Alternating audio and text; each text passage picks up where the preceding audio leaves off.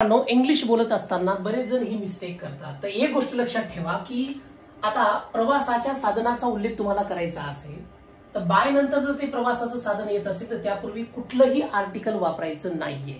परंतु बाय नंतर एखादं ऍडजेक्टिव्ह येत असेल म्हणजे त्या प्रवासाचं साधन जे आहे त्याचं वर्णन करण्यासाठी एखादं ऍडजेक्टिव्ह येत असेल तिथे तुम्ही आर्टिकल वापरू शकता। या ठिकाणी पहा, I went to the office by bus म्हणजे मी बसने ऑफिसला गेलो। खालच्या वाक्यात पहा, I went to the office by a private bus. आता बस पूर्वी प्रायव्हेट आल्यामुळे आपण या ठिकाणी अ हे आर्टिकल वापरलेलं आहे।